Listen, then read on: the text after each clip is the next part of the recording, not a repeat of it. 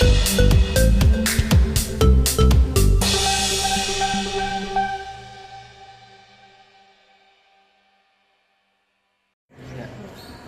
Oke, Mas Sony, sebelumnya minal aidin wal faizin. Ya, mungkin ada kenapa nih bisa ada di RS Abdi Waluyo mungkin, Mas? Ya. Sebelumnya aku sudah singgung kronologisnya, mungkin sebelum nanti mengenai penyakitnya lebih dalam sama dokter Joni ya. Jadi hari Kamis minggu lalu tuh virus tuh ngerasain ini dok, badannya mulai kemeng-kemeng gitu, terus kayak apa, menggigil, ngilu-ngilu, sakit seluruh badan. Awalnya virus pikir ya udah mungkin flu atau apa segala macam, jadi ya udah dia cuma panggil jasa home care infus ya, di rumah sakit Abdi Waluyo ke rumah selama 2 hari berturut-turut gitu. Ternyata belum juga better gitu, tapi kondisinya nggak drop banget gitu. Nah 2 hari setelah virus sakit, Ejes nyusul sakit, mulai meriang, panas, demam tinggi gitu. Wah virus pikirnya ini jangan-jangan ketularan sakitnya gitu kan. Akhirnya Senin siang, minggunya itu masih diminumin obat biasa gitu, tapi ternyata demamnya belum turun. Senin siang memutuskan ke dokter, tapi nggak langsung cek darah. Saya cek darah virusnya aja gitu. Ejas mungkin awalnya indikasinya mungkin karena virus aja kali, atau flu yang sekarang lagi marak juga gitu. Pulanglah ke rumah, ternyata malam-malam hasil darahnya virus keluar, virus positif DBD gitu. Virus positif DBD, terus dia ngeliat kondisi Ejas yang semakin parah, kayak demamnya semakin tinggi banget, lemes, nggak bisa ngapa-ngapain. Nah, virus telepon aku sama pas lagi gunting rambut, karena kita pikir kan insya Allah berapa hari lagi kan mau lebaran, pasti kondisinya better, kita persiapan lah mau lebaran, karena kayak baju lebaran semua udah disiapin, kan udah disiapin, makanya pas kita gunting rambut gitu. Di telepon, sayang pulang, aku harus dirawat sekarang gitu kan, kayaknya Ejas juga. Langsunglah pulang, marilah kita ke sini gitu. Alhamdulillah di sini disiapin semua kamarnya, jadi kita udah tinggal masuk. Ejas periksa darah di sini. Pas Ejas periksa darah positif juga DBD gitu. Makanya di hari Senin malam itu jam 10 virus sama Ejas tuh dirawat di sini. Sedih sih ngeliat virus juga, karena kan awalnya virus sedih karena bukan sakitnya dia gitu, dia sakit tapi dia ngeliat anaknya juga nggak berdaya dan dia nggak bisa ngapa-ngapain gitu. Itu yang bikin virus jadi drop lagi dan sedih juga gitu. Nah ya udah, semalaman dirawat, ada tindakan, tapi Ejas panasnya masih tinggi banget, belum turun juga. Ya udah, sampai sekarang. Mungkin kondisi Ejas dan virus sekarang sudah terupdate-nya iya, seperti apa? sih? Alhamdulillah kalau virus trombositnya udah naik. Ejas semalam ngalamin masa kritis ya sebutannya, kayak kaget juga, nggak tahu pas. Jadi dia tuh benar-benar lemas, nafasnya sesek kenceng banget, terus perutnya keras. Akhirnya sama dokter di ronsen ternyata ada cairan di paru-paru dan juga di perutnya. Nah itu yang aku nggak tahu tuh kenapa bisa ada cairan di paru-paru dan di perutnya. Mungkin dokter bisa lebih jelasin hal-hal kayak gitunya dok. Ya, oke. Jadi Jas itu memang kemarin itu udah masuk pada fase-fase kritis, di mana kalau demam berdarah itu hari keempat, hari kelima tuh yang berbahaya. Di mana panas mulai turun, nah trombosit biasanya turun banget. Trombosit itu gunanya itu sebagai lem, dia tuh akan menempel pembuluh darah yang pecah. Nah, karena pembuluh darah yang pecah-pecah ini akibat virus demam berdarah ini, sehingga cairan di dalam pembuluh darah itu akan keluar dari pembuluh darah. Dia lari kemana? Larinya itu ke ada rongga paru, ada rongga perut, kadang-kadang antara kulit, sehingga anak kesannya sembab, sesak napas, kadang perutnya sakit. Nah, pas memang dugaan kita tuh udah ekspektasi ya Pak ya, kemarin ya kita bilang ini masa-masanya masuk ke masa kritis ini, kita harus hati-hati saja. Ternyata benar, malamnya itu tensi agak turun, napasnya agak sesak, jadi kita memang ambil tindakan langsung. Kita periksakan ronsen segala macam, konfirmasi memang banyak sekali cairan di dalam parunya. Jadi kami lakukan itu untuk mengurangi cairan di parunya dan cairan di perut. Setelah itu, setelah kami berikan obat, ternyata hari ini udah bagusan dan trombositnya itu juga udah mulai naik. Ini suatu kabar baik bahwa demam berdarah itu sudah hampir kita bisa katakan sudah melewati masa kritisnya. Dok, Dan itu mungkin untuk recovery sendiri berapa lama biasanya? kenapa? Untuk recovery sendiri biasanya berapa lama? Recovery-nya itu biasanya setelah kalau lewati masa kritis 2-3 hari kalau trombositnya udah mencapai 100.000 ke atas, kita udah izinin untuk pulang. Namun setelah pulang Pak tetap harus istirahat dulu. Istirahat 1-2 minggu, jangan melakukan aktivitas yang berat karena virus demam berdarah sendiri itu bisa menyerang otot-otot jantung yang namanya bisa menyerang myokarditis. Nah itu yang harus kita hati-hati waspadai. Kira-kira itu. Makanya kemarin diperiksain jantung, semua liver, makanya tahu aja livernya bengkak tuh karena diperiksa semua. Iya. Yang bikin deg-degan tuh semalam dok, teman-teman juga, karena setiap 1 jam dokter harus masuk meriksa detak jantungnya, denyut nadinya, terus apa dok yang Ya saturasi. saturasinya juga, terus tensinya juga, jadi setiap 1 jam tuh harus bolak-balik diperiksa.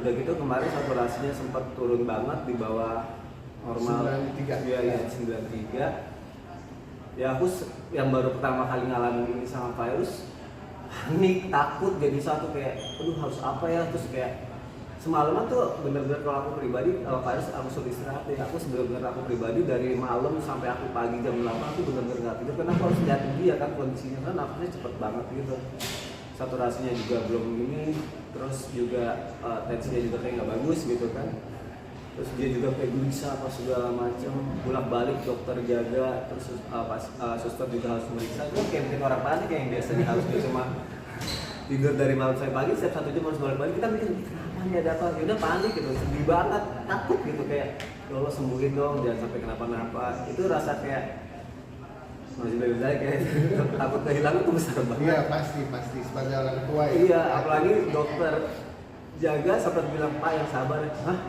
Apa nih maksudnya, kayak bikin deg-degan banget. Deg-degannya benar-benar parah banget gitu.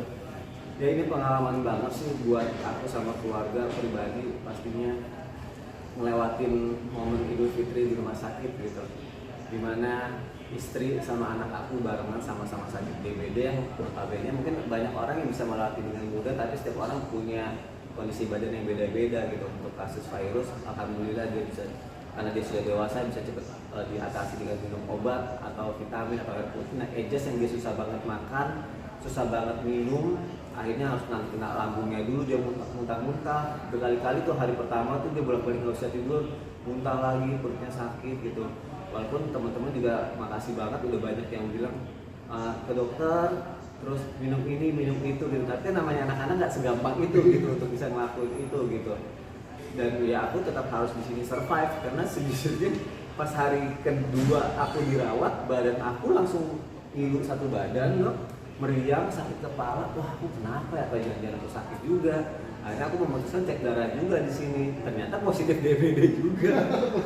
Iya, ya Allah, untungnya leukositnya nggak terlalu turun, trombositnya juga turunnya nggak terlalu banyak, tapi ada positif bakterinya juga, ada corona juga. Makanya pas dibilang mau dirawat juga nggak, kalau aku bilang aku dirawat, tapi siapa yang ngurus anak-anak gitu sama istri.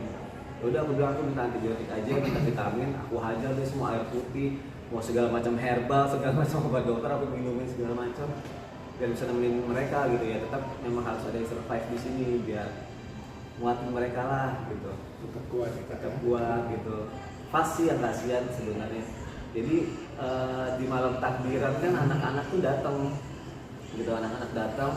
Jadi walaupun sakit, ikhtiar kita sudah ke rumah sakit, sudah minum obat dokter gitu, tapi obat terbaik itu datang dari anak-anak gitu loh. Ketika pas datang sama Zalfi itu kayak membawa keceriaan gitu yang tadi kita drop kondisinya kurang tidur, badan gak enak, terus ngeliat mereka bawel, ngeliat mereka ketawa-tawa, kayak ada mood booster gitu loh, semacam nambah imun buat mereka.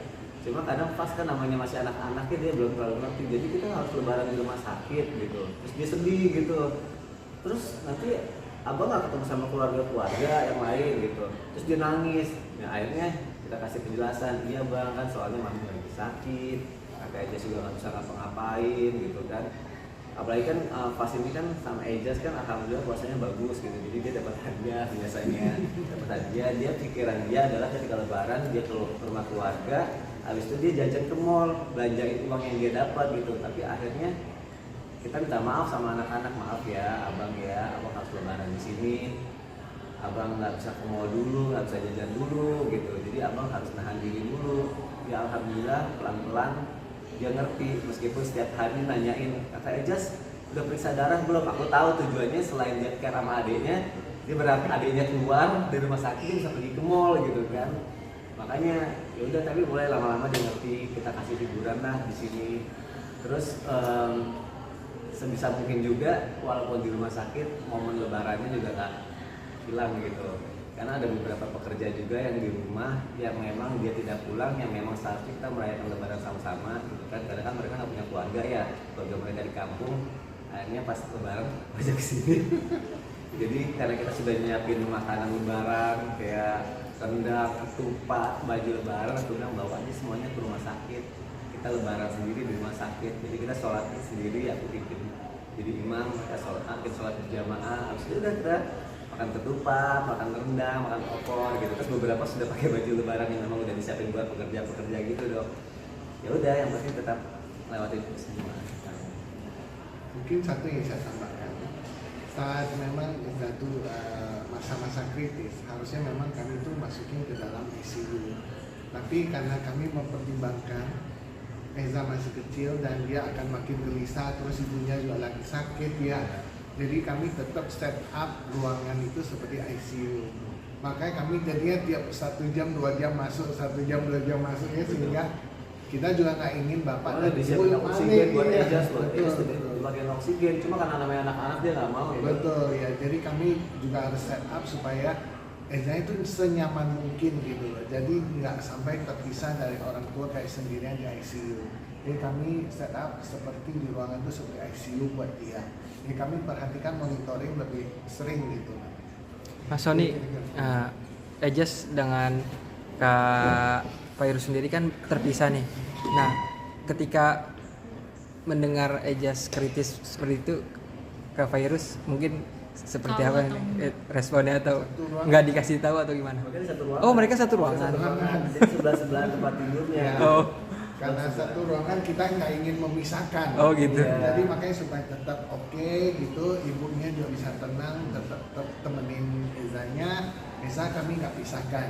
Ya, tetapi stand up untuk perawatnya semua persiapan kami siapkan seperti ICU.